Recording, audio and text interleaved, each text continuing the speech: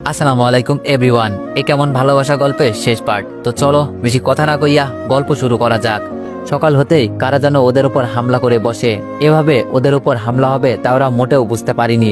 এইদিকে ওরাও বাকি হাতিয়ার নিয়ে ওদের উপর আক্রমণ করে থাকে। এভাবে কিছুক্ষণ চলতে থাকে।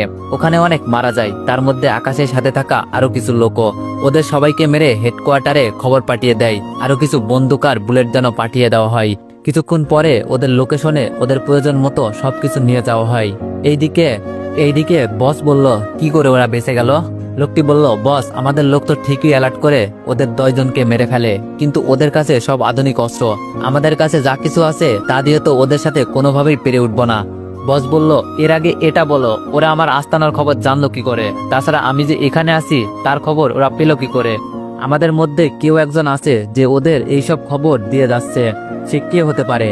লোকটি বলল, আমাদের এখানে তো সবাই পুরনো লোক। আমরা 2 মাস আগে কিছু লোক নিয়েছিলাম, ওদের মধ্যে কেউ হবে হয়তো। বস বলল, হতেও পারে, আমরা তো 50 জন লোক নিয়েছিলাম, এখন বুঝবো কি করে ওদের মধ্যে কে ছিল?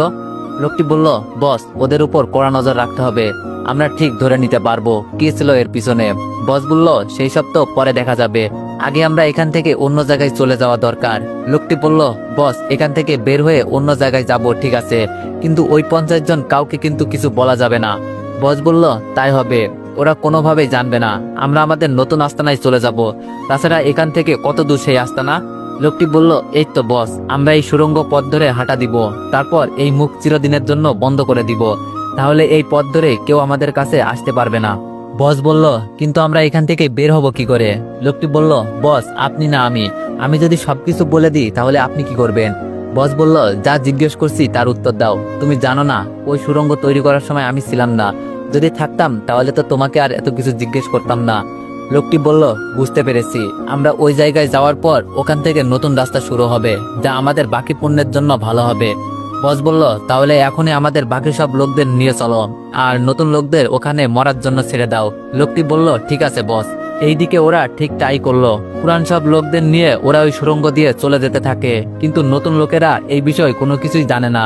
এইদিকে সকাল 11টায় ওরা সবকিছু গুছিয়ে নেয়। যারা আহত হয় ওদের প্রাথমিক চিকিৎসা দিয়ে হেলিকপ্টার করে নিয়ে যাওয়া হয়, তার সাথে আকাশকে বেশ কিছু হাতিয়ারও দিয়ে দেওয়া হয়। সবটা পাওয়ার পর ওরা এগোতে থাকে, কিন্তু যতদূর এগোচ্ছে ওরা কোনো লোককেই দেখতে পারছে না। এইদিকে ওরা কয়েক ঘন্টা পর চলে আসে ওদের আস্তানার সামনে। আকাশ বলল, কি ব্যাপার, এরা কেউ নেই কেন এখানে? পুলিশ বলল, স্যার ওরা কি আমাদের আসার খবর?